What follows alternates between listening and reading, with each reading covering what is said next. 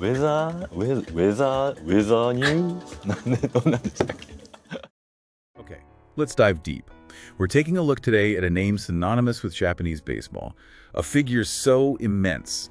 He wasn't just a player or a manager, he was, well, an event. Shigeo Nagashima. A truly monumental figure, yeah. And the sources you've shared paint such a vivid picture of his life and impact. It feels particularly significant now, doesn't it?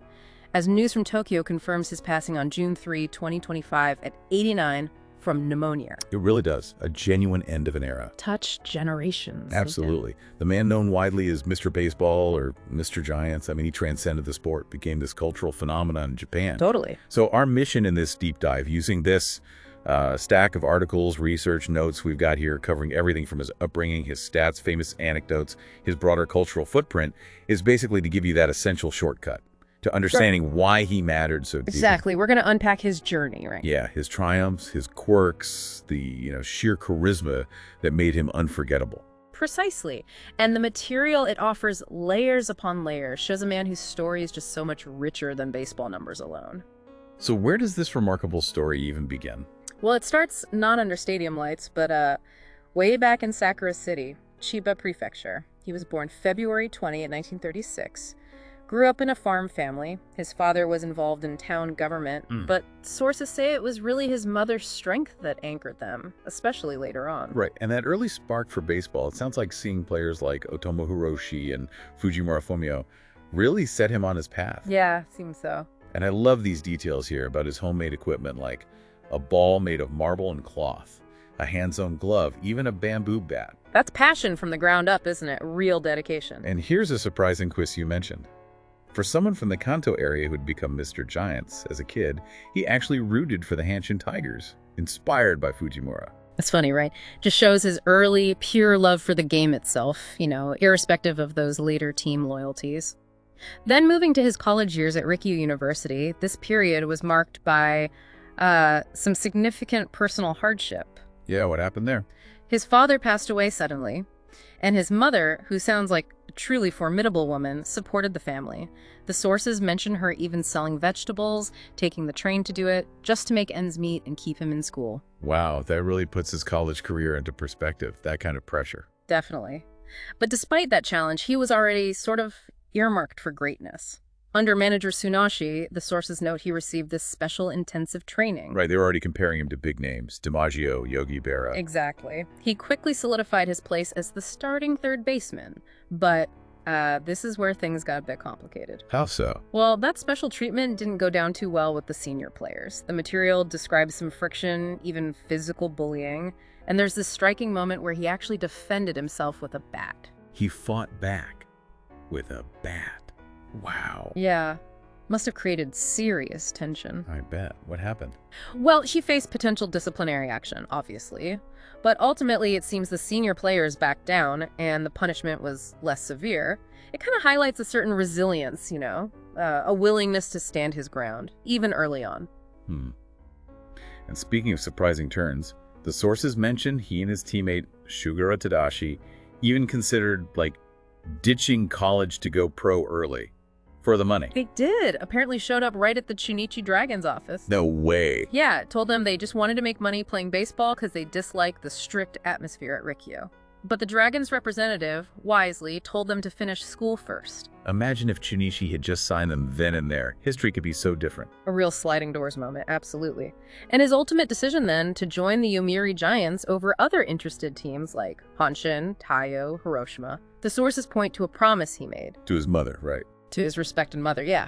A choice rooted in family loyalty, which would, define his entire playing career with the Giants. Okay, let's step onto the professional field then. His debut, April 5, 1958. Hugely anticipated in Japanese baseball history. And the outcome? 4 strikeouts. Against the legendary fireballer Kaneda Masaichi. Ouch. Not exactly the dream start. Almost comically bad. But, in a weird way, it immediately became part of his legend. Showed he wasn't afraid to challenge the absolute best right from game one. True.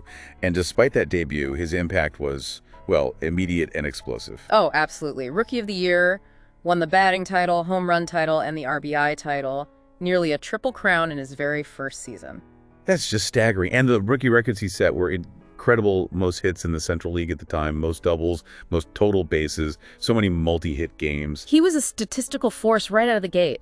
But the single moment that really catapulted him into, like, national consciousness and arguably cemented pro baseball's place over college ball, that was the Tenrin GI. Ugh.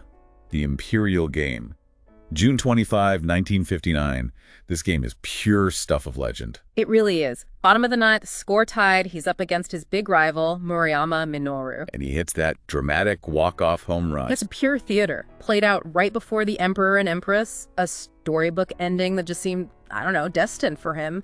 And the sources also note, this game featured the first ever back-to-back homer between him and O Sadaharu. The first on-cannon blast together. The very beginning of that legendary duo. Historic in multiple ways then. As a player, his batting stance was also, like, instantly recognizable, wasn't it? That extreme outstep. Oh, yeah. Fundamentally unorthodox. Criticized by a lot of coaches. But then you have sources like Kawakami Tetsuharu and even Kaneda Masaichi who faced him, acknowledging he had this incredible innate talent to make it work. He could keep his body closed longer, somehow, despite stepping out like that. It speaks to a kind of genius, maybe. Yeah. Something that defied the textbook. Exactly. There's that great anecdote about the Hiroshima Carp trying to use a computer to figure out a Nagashima shift. And they couldn't.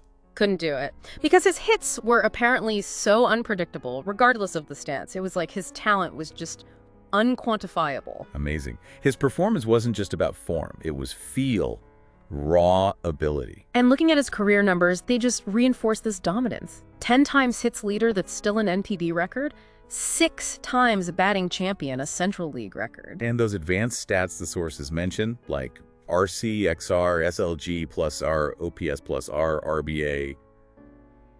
For those maybe less familiar, these are metrics trying to capture total offensive value. Right, beyond just average or homers. And they show he was statistically elite for his time, especially for a right-handed hitter, which is usually a bit tougher in those metrics. He even kept a high average against top American pitchers in those Japan-US All-Star games. He did. Holds records for intentional walks too, and seasons finishing in the batting top 10 among righties. His average hits per season was remarkably high, and a career average of .305 over that many years. Yeah. Stellar. Especially for a righty.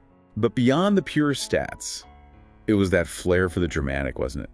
His clutch performance. That's what really defined him for so many fans. 4 Japan Series MVP awards. Still a record. He absolutely lived for the big moments. His stats, specifically in the Japan Series and those Imperial View games, were consistently outstanding. All those walk-off hits, the walk-off home runs.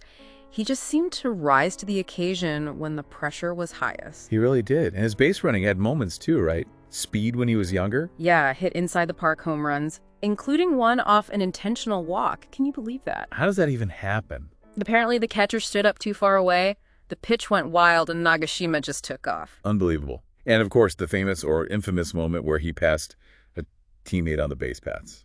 A rare blunder, yeah, but even that became part of the Nagashima legend somehow. But his deliberate preference, the sources say, for going first to third and setting the national record for consecutive triples. That wasn't just about scoring. He apparently saw the triple as the play that thrilled the fans the most. It shows his focus wasn't just on winning, but on generating that excitement. He played for the crowd. And at third base, his fielding was, well, eventful early on, you could say. He earned that nickname, Mr. Error. True, his early years saw a high number of errors, yeah.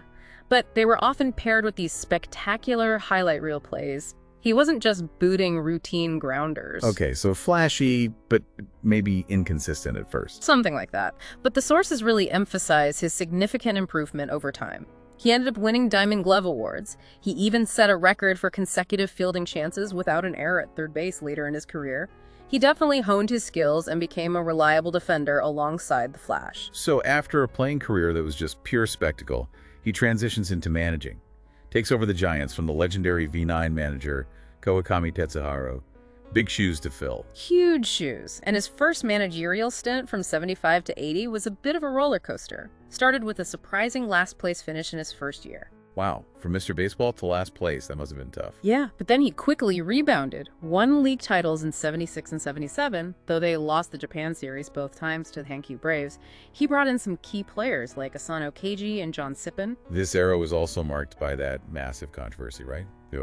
The the Igawa incident. Oh, absolutely huge. Stemming from a draft dispute, it led to that highly unpopular trade of the Giants' ace Kobayashi Shigeru for Igawa Suguru. That must have really shaken things up. Deeply divided fans no doubt impacted team chemistry, and they struggled after that in 79 and 80, finishing 5th.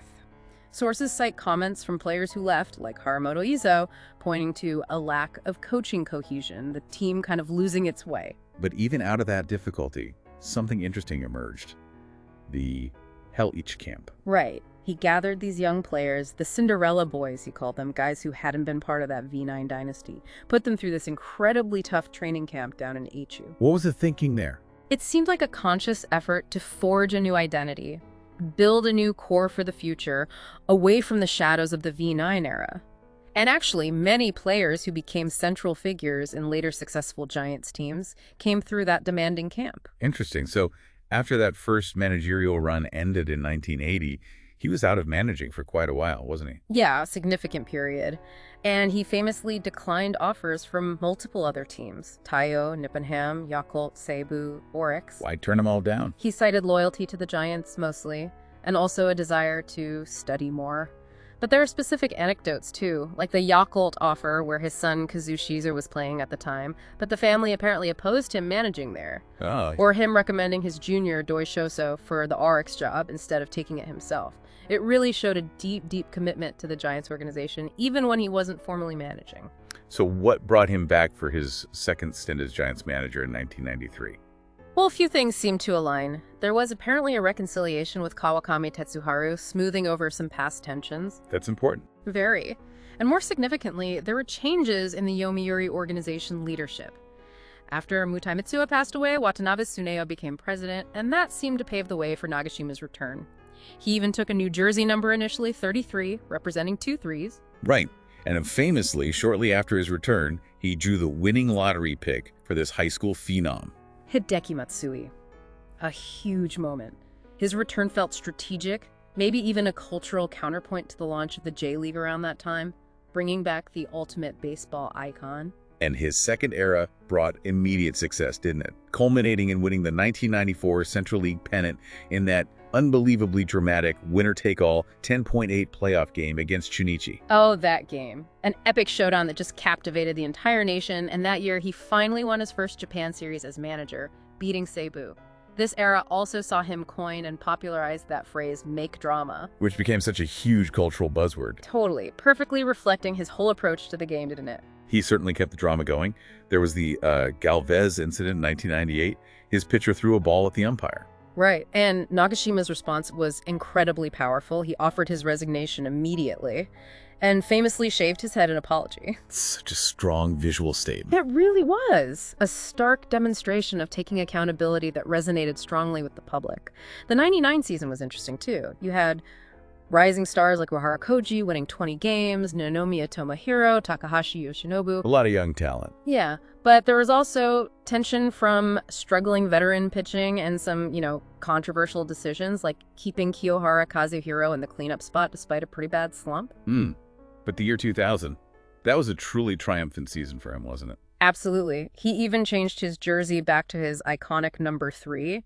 Apparently kept it hidden under a jacket for a while for a dramatic reveal. Classic Nagashima showmanship. Exactly. Build the excitement.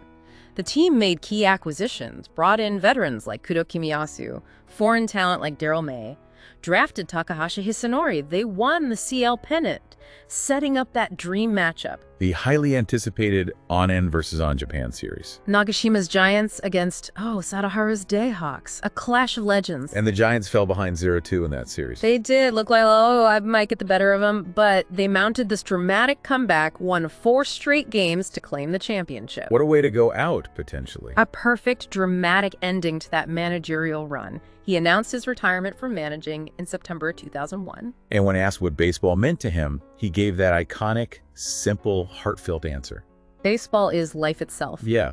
Really says it all, doesn't it? Yeah. Encapsulates the depth of his connection to the sport that absolutely defined him. Completely. So after stepping down from managing the Giants, he certainly didn't disappear. Continued to be a prominent figure. Oh, absolutely. He received numerous national honorary citizenships, the Cultural Merit Award, the Order of Culture, big stuff.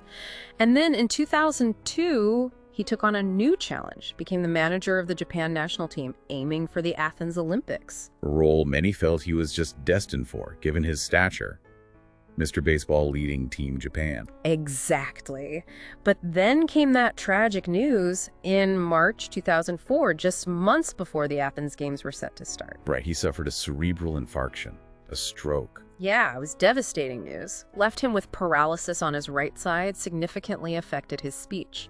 While there was hope initially, maybe he could recover in time, it became clear he wouldn't be able to manage the team in Athens. That must have been incredibly difficult. Heartbreaking. His son, Kazushi, had the difficult task of announcing it publicly. Nakahata Kiyoshi stepped in to manage the team instead, and they finished third, won the bronze. Still a medal, but a heartbreaking setback personally for Nagashima and for all the fans who wanted to see him lead the team on that stage. Absolutely.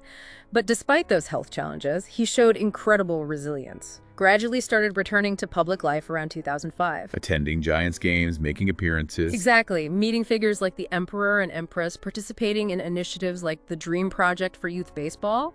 His public presence, even if, physically diminished, remained incredibly powerful. And then in 2013, he received the prestigious National Honor Award alongside Hideki Matsui. Oh, that ceremony was so moving.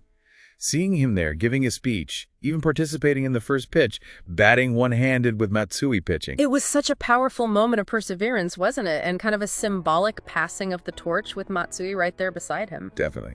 He continued to receive honors after that, too. Chiba and Sakura Citizens Awards, a stadium in Sakura renamed for him.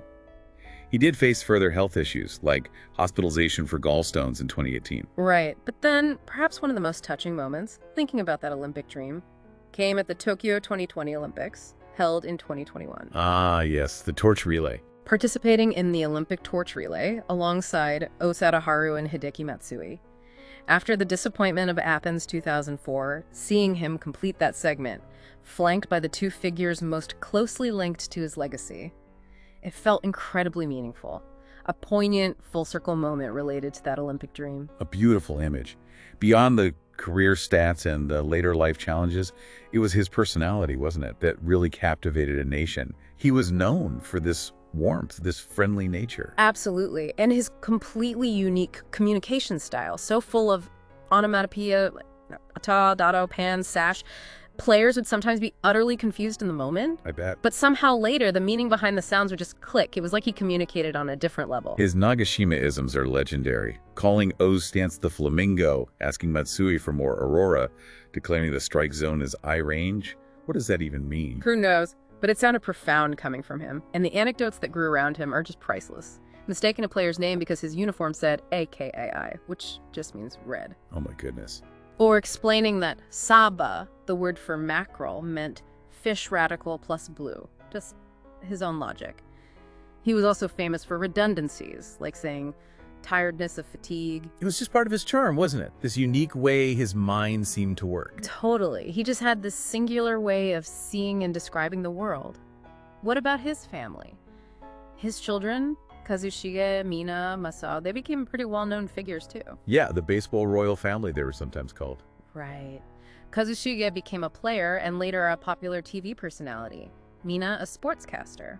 Masao involved in racing and environmentalism. It's noted they even used different spellings of their last name publicly. He and Kazushige used one, Mina and Masao another. Interesting detail. And Kazushige has shared some insights that illustrate the contrast between Nagashima's huge public life and their private life. Like the family rarely having full family trips or meals together, but for them, well, that was just normal. He had some fascinating connections off the field, too, didn't he? Sure. Renting his house to a former prime minister, Nakasone Yasuhiro. Yeah.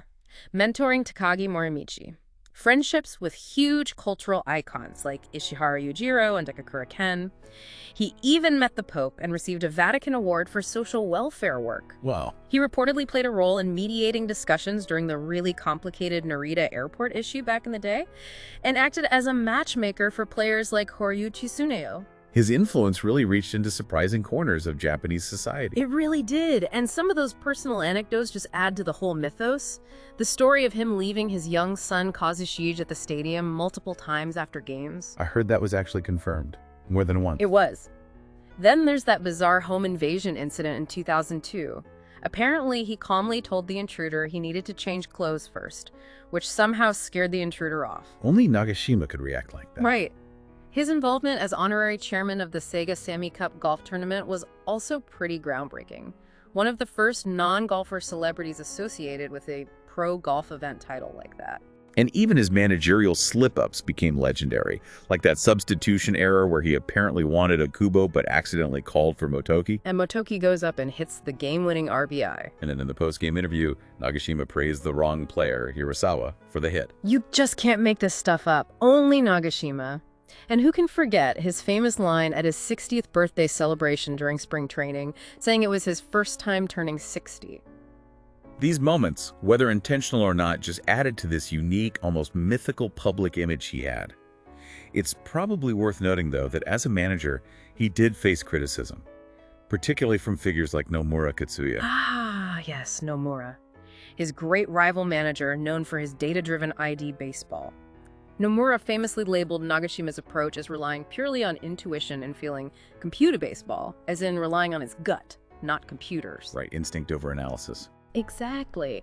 However, sources like former player Yamamoto Kazuhiro and the Giants' longtime scorekeeper Mitsui Yasuhiro offer a bit of a counterpoint. They suggest Nagashima did actually review opposing team data, kept his own notes, or had staff gather information, and he'd question them if they weren't prepared.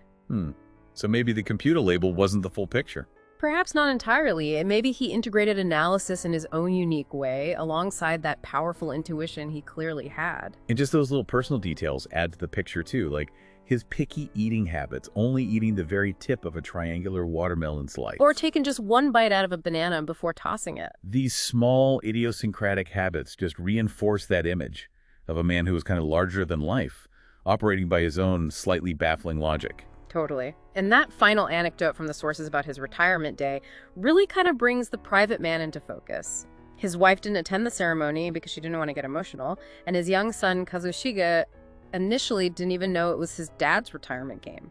Learned about it later from someone else. Wow. It shows that behind the huge national spectacle, there was this very private, maybe even somewhat detached family life happening.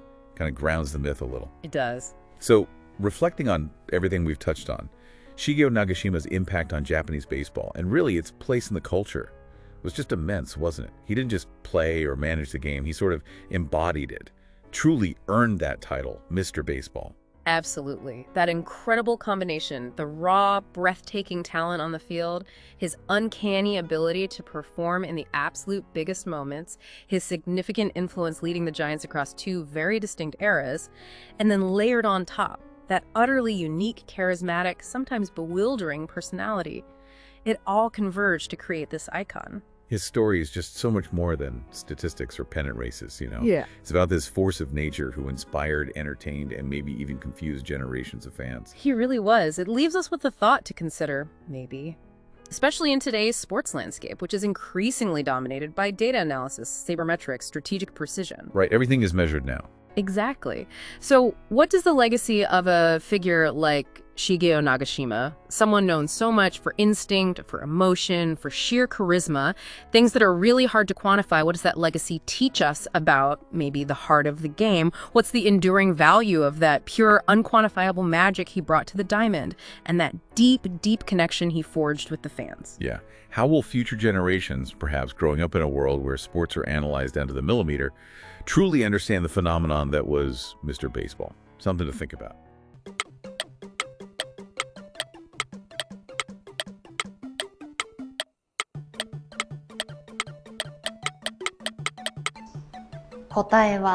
詳しいお天気はアプリウェザーニュースからご確認くださいね。